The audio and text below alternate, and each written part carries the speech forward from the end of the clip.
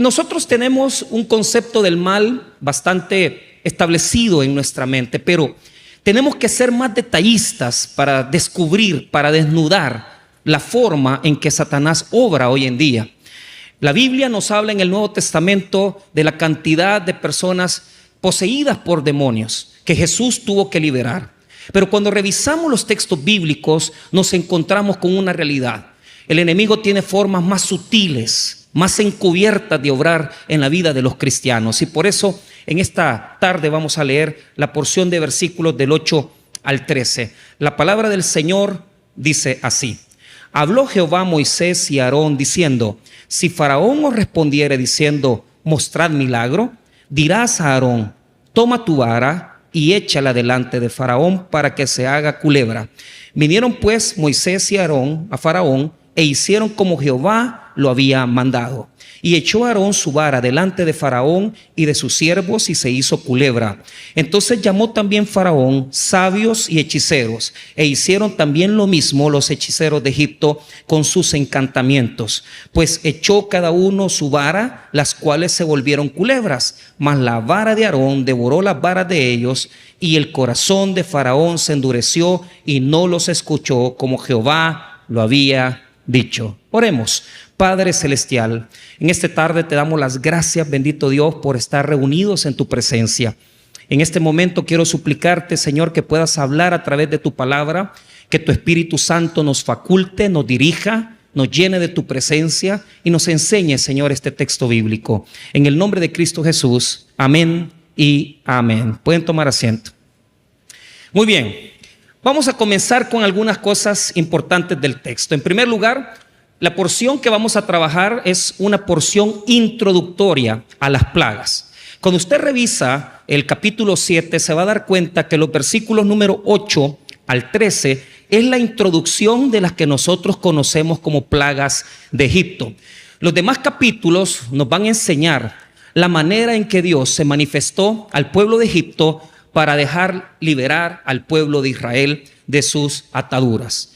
Estos versículos a veces, hermano, no se le ponen la suficiente importancia y les voy a explicar la razón.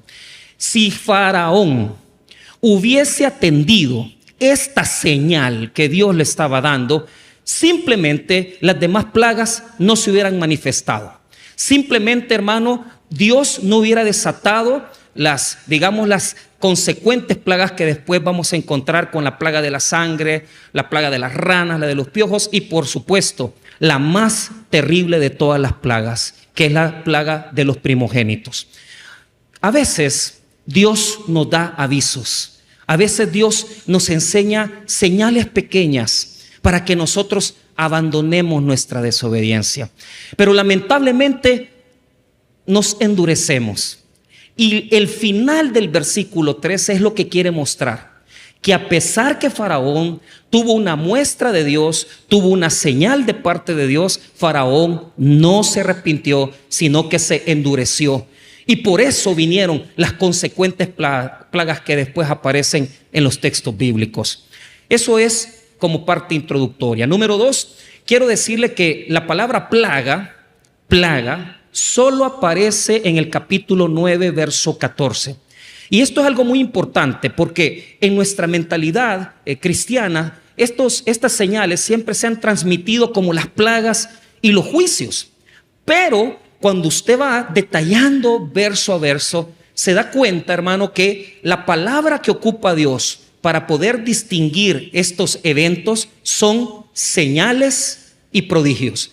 Usted solamente tiene que leer conmigo, ahí mismo en el capítulo 7, el verso número 3. Mire lo que dice: y yo endureceré el corazón de Faraón y multiplicaré en la tierra de Egipto mis señales y mis maravillas. ¿Qué quiere decir? Que la palabra plaga significa golpe, La palabra plaga aparece en nuestra cultura evangélica como eso, como un castigo, como un juicio, pero antes de ser un castigo y de ser un juicio, en nuestra mente y nuestro corazón debe de ser una señal. ¿Por qué? Porque Dios, antes de disciplinarnos, antes de llevarnos a un proceso de disciplina, siempre nos dará señales. Otro elemento que debemos de contar antes de poder introducir al mensaje es, hermano, de que esta señal se la dio a Faraón Dios en privado, en privado. Las demás señales, algunas van a ser en el exterior, a la orilla del río Nilo, otras van a ser, hermano, prácticamente en el mismo palacio. Pero cuando Dios trata con nosotros, siempre primero nos va a advertir, nos va a hablar a nosotros en nuestra privacidad, en nuestras circunstancias, en nuestras situaciones. Dios no va a venir a desatar sobre nosotros señales más fuertes si nosotros atendemos el llamado de Dios en privado. Posiblemente el llamado de Dios en privado en este día sea esta predicación. Posiblemente el llamado de Dios en privado sea esta exhortación que Dios trae a nuestros corazones. Ahora, vamos a hacer la descripción de los versículos para que podamos desarrollar el tema. Primero, los versículos 8 y 9 habla de la orden de Dios. La orden de Dios. Versículo 8 y 9, la orden de Dios. Versículo 10, este versículo 10 es donde Moisés y Aarón se presentan ante Faraón. Versículo 11 nos presenta cuando ya se tiraron las varas. ¿Y qué pasó con los hechiceros de Egipto? El verso número 12 nos habla acerca de lo que sucedió cuando las varas de los hechiceros y la vara de Aarón se presentaron una con otra frente a frente. Y el versículo 13 nos habla del endurecimiento de Faraón. Ahora pues, que hemos ido descubriendo, ¿verdad?, el detalle de cada versículo, ahora, hermanos, tomemos la Biblia y comencemos a sacar enseñanza. Primeramente, veamos la orden de Dios. Versículo 8 y 9, léalo conmigo. Habló Jehová a Moisés y a Aarón diciendo: si Faraón os respondiere diciendo, mostrad milagro, dirás a Aarón, toma tu vara y echa delante de Faraón para que se haga culebra. ¿Qué es lo que está pasando? Escuche bien. Lo que está pasando es que Dios ya conoce el corazón de Faraón. Dios sabe que Faraón no se va a dejar convencer por cualquier cosa. Y sabe perfectamente que era necesario acreditar el ministerio de Moisés y el ministerio de Aarón con señales y prodigios. ¿Cuál es la señal que Dios le está dando a Moisés y Aarón? La señal es, hermano, lanzar la vara al suelo. Lanzar la vara al suelo. Pero escuche, tal vez nosotros pasamos por ese versículo por encima y no entendemos el sentido. Pero quiero explicarle cuál era el propósito de Dios. Óigame bien, Dios está enfrentando a Faraón. Dios está enfrentando el espíritu de Faraón. Dios está enfrentando el espíritu de Egipto. Y esta es una batalla campal entre la fuerza de Dios y la fuerza de Faraón. La fuerza de Dios y la fuerza de Satanás. Por eso, hermano, es que el poder del mal es sutil. ¿En qué sentido? Los versículos 8 y 9 nos demuestran un método que Faraón va a usar. ¿Qué es lo que quería Faraón? Faraón quería avergonzar a Moisés y a Aarón. Lo que quería es que cuando se presentaran ante él, pedirles una señal. Y lo que pensaba Faraón era, ellos no van a poder hacer gran cosa. Ellos no van a poder hacer gran prodigio. Pero, hermano, estaba totalmente equivocado. Escuche, una de las maneras que Satanás tiene para destruir a su pueblo, al pueblo de Dios, es la vergüenza. Cuando un líder, un pastor, un servidor es señalado, cuando nos trata de avergonzar, haciéndonos, tal vez recordándonos nuestro pasado, posiblemente, hermano, señalando nuestros errores, posiblemente, hermano, enjuiciándonos, porque lamentablemente, hermano, todos los que estamos en esta tarde tenemos un pasado y tenemos que enfrentar esa realidad. Lo que hace el enemigo es quitarnos esa condición que Dios ha hecho en nosotros de habernos redimido, avergonzarnos ante las personas para que no crean el evangelio. Hoy en día una cantidad de personas duda a veces de los ministerios y duda a veces del poder de la palabra de Dios por los líderes, por el ejemplo que muchas veces nosotros hemos dado. A veces, hermanos, nos sentimos tan mal porque el enemigo usa el poder de la vergüenza para poder humillarnos, el poder de la vergüenza para hacernos sentir que no somos nada y hacernos, hermano, presentarnos ante Faraón y pasarnos por una burla y que la gente diga: estos no son verdaderamente cristianos, ellos verdaderamente no son hijos de Dios. Pero hermanos, oiga lo que le voy a decir.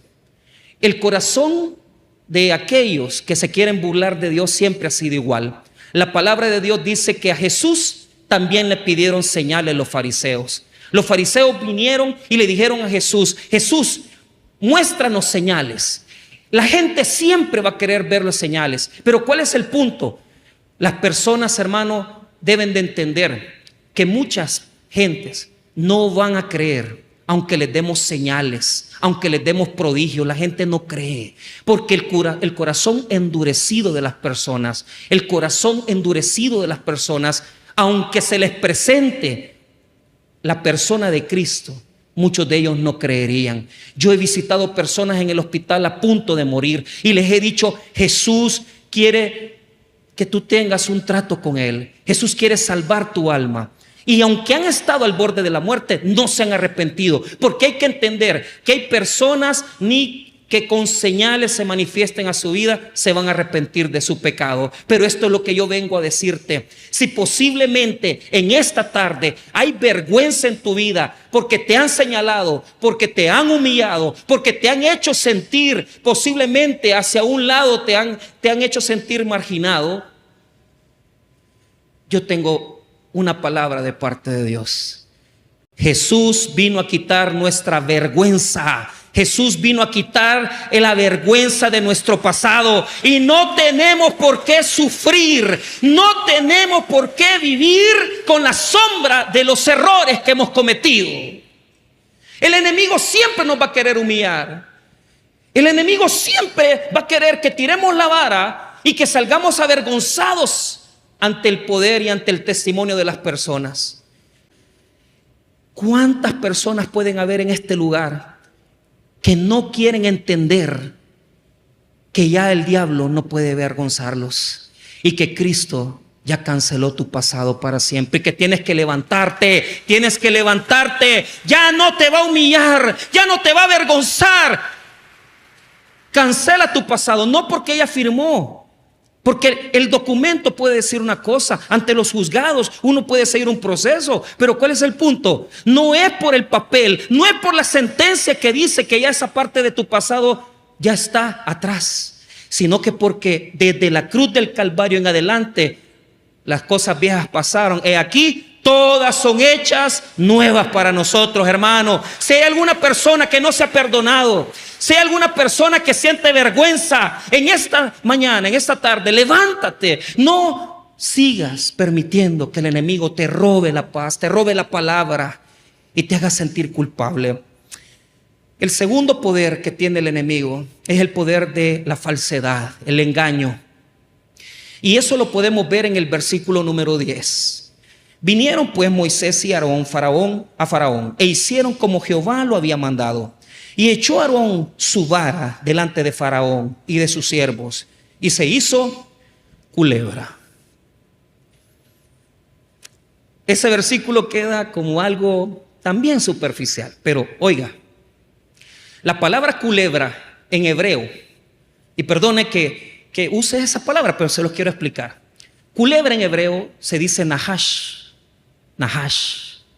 Pero la palabra que está escrita aquí no es nahash, es tanín, tanín en hebreo.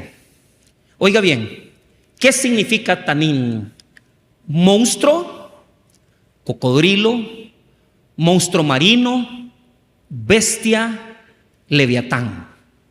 Los traductores de la Reina Valera juegan con los diferentes tipos de traducción, depende del contexto.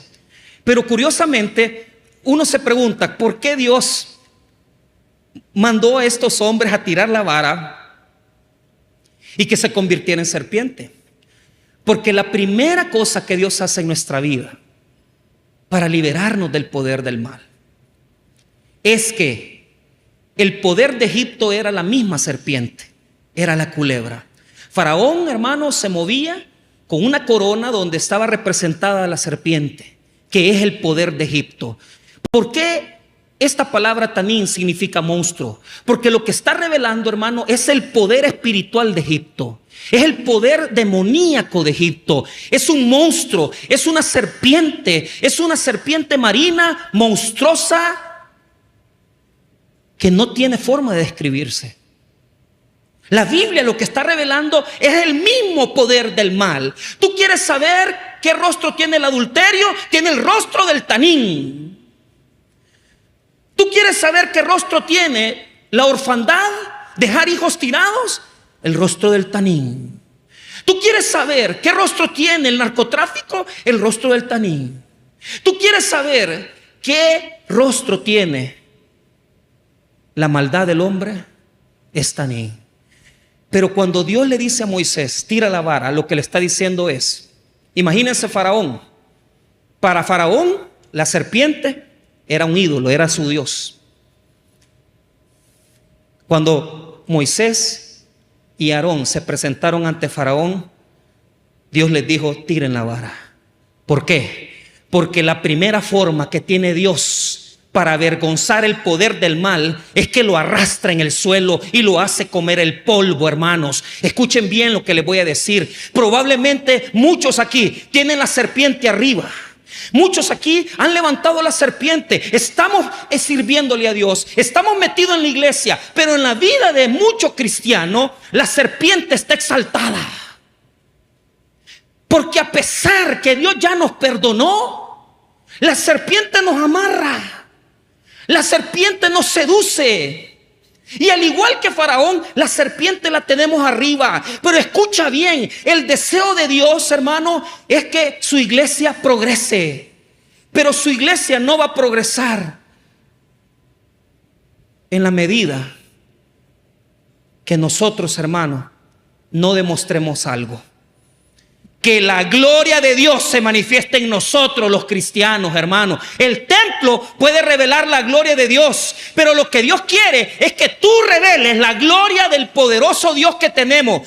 Baja la serpiente y pon a Dios en el centro de tu vida y entrona a Cristo, porque Cristo está en su trono gobernando la vida de los cristianos.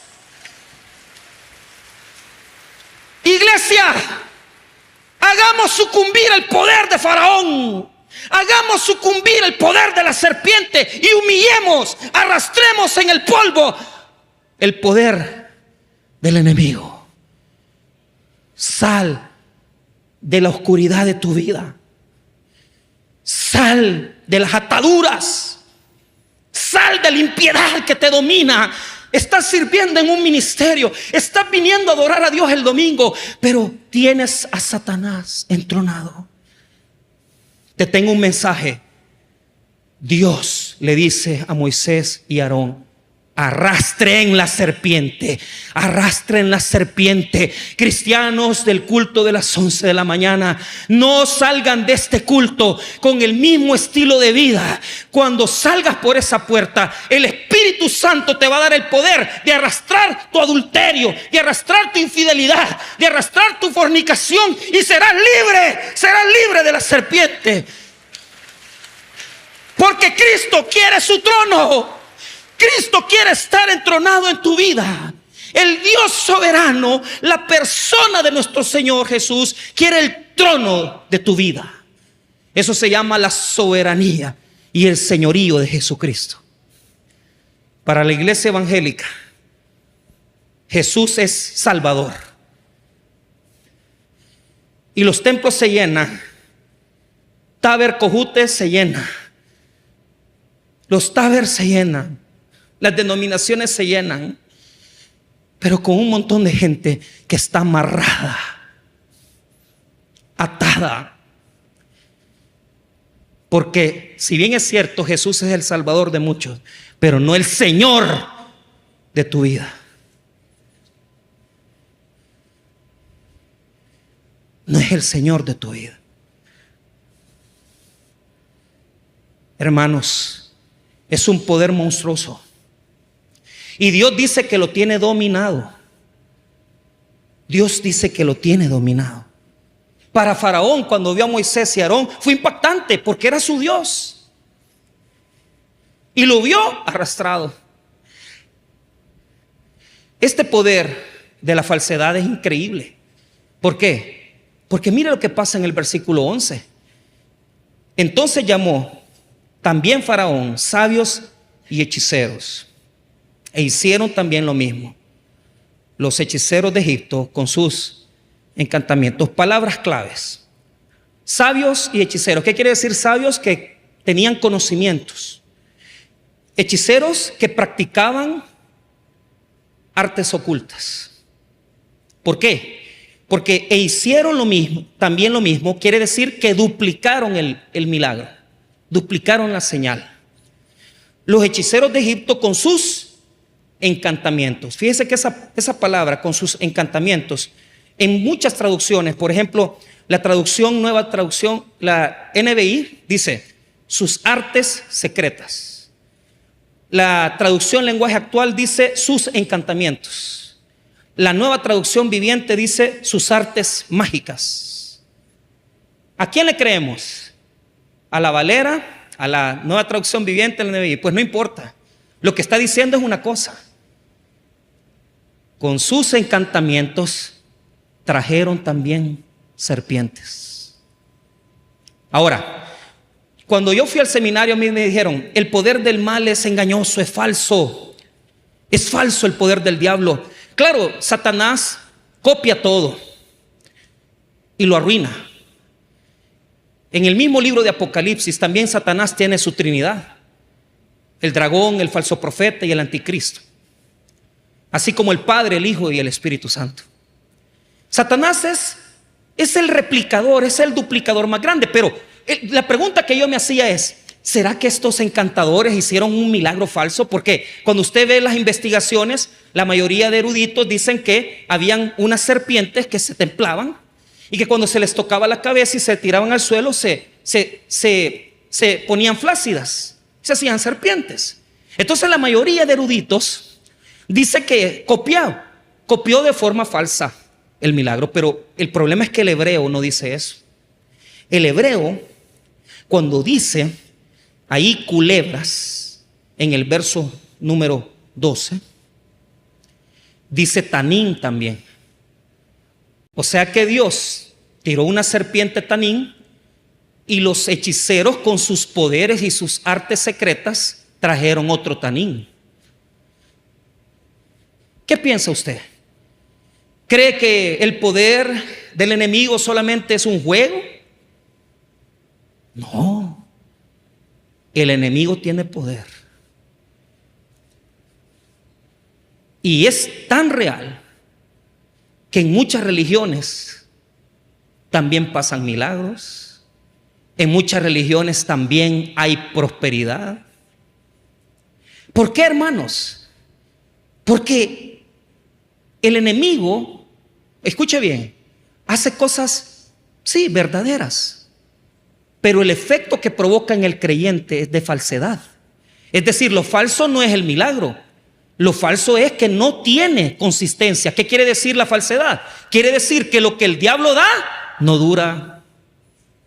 ¿Por qué? A muchos los tiene engañados. Y los tiene engañados porque les está haciendo milagros. Porque a pesar de la vida que llevas, tienes prosperidad. Y tú dices: ah, no, esta es una buena prosperidad de Dios. Eso posiblemente no es Dios el que te lo está dando. Es un engaño para que no le sirvas a Dios, para que no te entregues al ministerio, para que no estudies teología. Posiblemente tú no has entendido esto, pero Él es especialista en hacer fantasías que no duran. Él crea lo mismo con su poder. Pero aquí es donde yo tengo que aplicar un poco de los criterios bíblicos. ¿Por qué? Porque si bien es cierto que copia, hace lo mismo, pero el poder de Satanás no es igual que el de Dios. Porque Satanás es un ángel creado por Dios que se rebeló en contra de él. Jamás el poder del diablo va a ser ilimitado. El único poder ilimitado es el de Dios. Aunque el enemigo aunque el enemigo, gloria a Dios, le permite actuar, tú tienes que reconocer lo que es falso y verdadero. Tú tienes que reconocer si tu estilo de adoración es verdadero. Tú tienes que conocer si la alabanza es verdadera. Tú tienes que conocer si lo que estás haciendo en tu vida es verdadero. Y ese es el problema del creyente hoy en día, que se congregan, vienen a adorar, pero no conocen la palabra de Dios. Y cualquiera que se levanta y les dice que les va a sanar, que son profetas, que son apóstoles, y la gente va detrás de ellos. Hermanos míos, el poder del enemigo se mezcla con la verdad y engaña a la gente. Posiblemente estás viviendo bajo el poder y la influencia de él y no te has dado cuenta. Pero ¿cuál es el punto? Eso solo es un ratito. Porque las serpientes de los hechiceros y la serpiente de Dios estuvieron por un momento cara a cara. Y tal vez estás viviendo con otra persona que no es tu esposa. Y tú ya tienes 1 año, 2 años de vivir con esa persona. Y tú crees que todo te está saliendo bien, pero eso es solo un rato, porque no estás con la serpiente de Dios. Estás con la serpiente de Satanás. ¿Y qué pasa después? En un momento, la serpiente de Dios se comió las serpientes de los hechiceros. Mira lo que dice el 12. Pues echó cada uno su vara, las cuales se volvieron culebras, mas la vara de Aarón devoró las varas de ellos. ¿Sabe por qué? ¿Sabe por qué?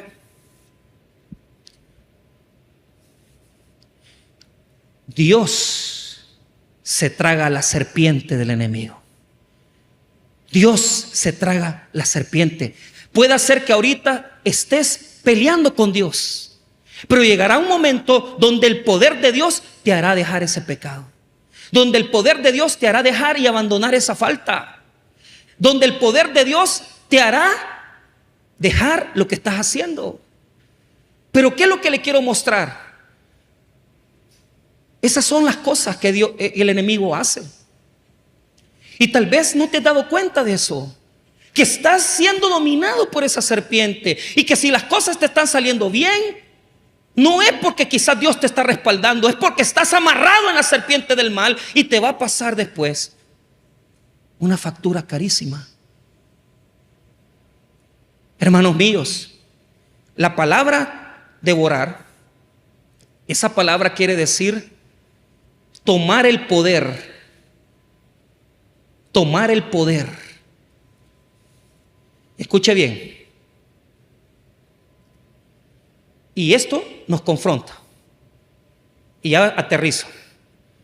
Si Dios es poderoso, ¿cuál es la diferencia entre la serpiente de Dios y la serpiente de Satanás? Una, la serpiente de Dios libera. La serpiente de Dios oprime.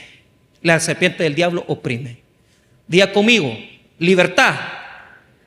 Diga conmigo, opresión. La serpiente de Dios libera, porque se traga a la serpiente del enemigo y le quita el poder, le quita la fuerza. Porque ni la magia, ni la hechicería, ni la situación que estés buscando para solventar tus problemas tiene más poder que el poder de la vara de Dios. Ni el cáncer, ni las enfermedades, ni las deficiencias, ni el pecado es más fuerte. Hermanos míos, el poder de Dios se traga, devora las serpientes del diablo.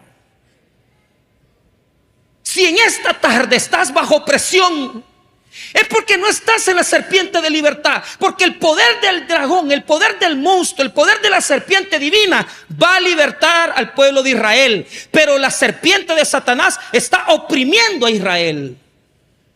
Si tienes depresión, si tienes deseos suicidas, si tu vida se ha vuelto un caos, no es porque estás en el poder de la libertad, sino que estás en el poder de la opresión. Libérate de la opresión. Porque primero se arrastra, pero después Dios hace caer el poder de la serpiente del mal. Hermanos, si estamos bajo la opresión, tenemos que ser liberados. ¿Por qué? Porque la palabra devorar en hebreo es balá. Devorar. Y solamente está 2 veces en el Éxodo. Solo se repite 2 veces en Éxodo. En este versículo, ¿y saben cuál otro? En el cántico de María, en Éxodo, la hermana de Moisés. Cuando salieron los israelitas, los egipcios los siguieron. Y dice el texto bíblico en Éxodo 15:12, extendiste tu diestra, la tierra los tragó. Ahí se repite por segunda vez devorar. Escuche bien, hermano. En esta mañana Dios ha venido para enseñarnos que el poder que tenía cautivo a Israel en Egipto no era el mar, no era el Nilo, era un poder demoníaco que los oprimía. Y les voy a decir algo con toda autoridad: Dios ha venido, hermano, a dejar tus enemigos en el mar rojo, y lo que Él quiere es que se trae tus enemigos el mar rojo. Y cuando Dios te dé la libertad absoluta con el poder que Él tiene en su vara, tú vas a dejar a tus enemigos ahogados en el mar y no van a volver a oprimirte, ni el deseo suicida, ni el deseo por hacerte daño, ni las depresiones, porque Dios, hermano, ha hecho a tus enemigos ahogar en el mar. El mar tragó a los enemigos de Dios. Y en esta mañana Dios quiere ahogar a esa opresión que te está quitando la vida, que te está quitando la paz. Cierro. El versículo 13. Y el corazón de Faraón se endureció y no los escuchó como Jehová lo había dicho. Para muchas personas en esta tarde, este mensaje solamente va a ser una voz en el oído, pero para muchas, verdaderamente, les va a dar poder para dejar a los enemigos o ahogados en el mar. Y van a pasar al otro lado, a la tierra de la bendición, con la libertad que solo Cristo les puede dar. Porque el poder del mal, hermanos míos, es terrible. Primero, nos hace, hermano, pasar por esa situación de ser engañados. El poder del mal nos hace también, hermano, tener vergüenza. Pero el poder del mal provoca otra cosa en nuestros corazones: el orgullo y soberbia, que tal vez para muchos en esta tarde sea la actitud que van a tomar ante este sermón y van a decir: es un sermón más. Yo te digo algo: no te endurezcas como Faraón, porque después vinieron todas las plagas, y en la última plaga él perdió lo que más amaba, que es su hijo, el primogénito. Primero Dios nos advierte y nos dice: no juegues con eso. Y después Dios trae a nuestra vida disciplina para sacarnos de la maldad. Si en esta tarde tú has entendido el mensaje de Dios, no juegues con ese poder. No juegues con ese poder, porque ahorita puede estarte dando una advertencia. Puede ser que Dios te está dando una señal pequeña, pero el día de mañana la vergüenza será grande por nuestro endurecimiento y por nuestra rebelión con Dios. La pregunta con la cual cierro es: ¿a qué serpiente le estás sirviendo? ¿A la serpiente de la libertad o a la serpiente de la opresión? Nosotros los cristianos somos libres por la sangre de Cristo. Vamos a orar, hermanos.